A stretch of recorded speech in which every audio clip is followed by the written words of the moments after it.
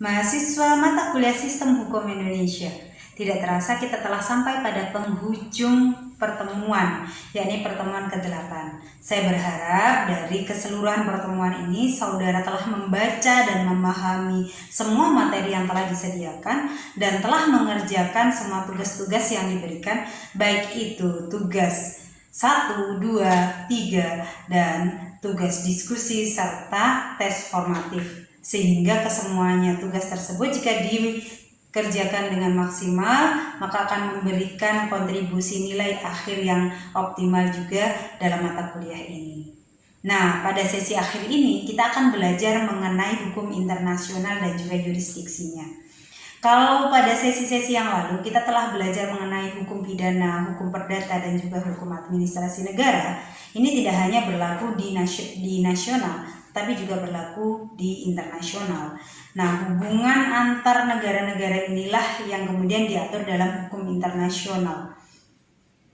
Hukum internasional sendiri dapat didefinisikan sebagai sekumpulan hukum yang berisi aturan-aturan atau prinsip-prinsip mengenai tingkah laku suatu negara, di mana negara tersebut merasa sendiri terikat dan menghormati aturan-aturan hukum internasional.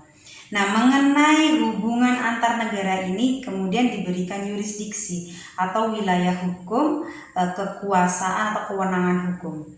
Ada beberapa yurisdiksi yang kita bisa baca dalam buku hukum ajar mata kuliah Sistem Hukum Indonesia ini, yakni diantaranya adalah yurisdiksi personal, yurisdiksi kebendaan, yurisdiksi kriminal, yurisdiksi sipil, dan juga yurisdiksi eksklusif.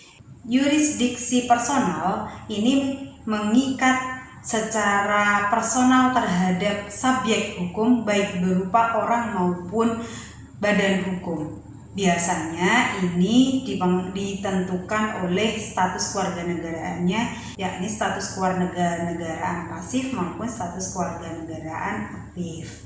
Nah, yang kedua adalah yurisdiksi kebendaan, di mana yurisdiksi ini mengikat terhadap suatu benda, di mana benda tersebut bisa saja berada tetap di suatu wilayah negara, bisa saja pada suatu waktu dia berada di wilayah negara lain atau berada di wilayah bebas dari negara-negara tersebut, seperti misalkan kapal.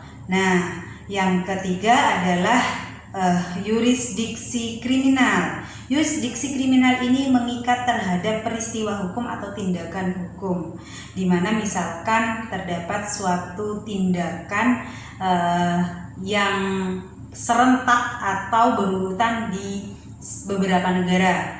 Yang kedua bisa terjadi kriminalitas yang itu berakibat pada negara yang lain, dan yang ketiga adalah pelaku kriminal yang melarikan diri pada negara lain. Nah, kemudian yurisdiksi sipil.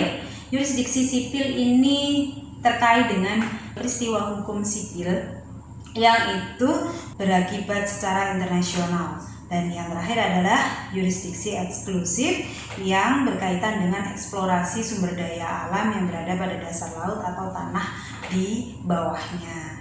Nah, demikian terkait dengan yurisdiksi. Nah, bagaimana dengan suatu tindakan kriminal yang dilakukan terhadap wilayah yang bukan merupakan kekuasaan atau bebas dari yurisdiksi dari suatu negara-negara? Nah, ini materi yang telah kita pelajari dapat saudara jadikan sebagai pisau dalam menganalisa kasus tersebut. Demikian yang dapat saya sampaikan. Semoga saudara dapat mempelajari materi-materi ini dengan maksimal.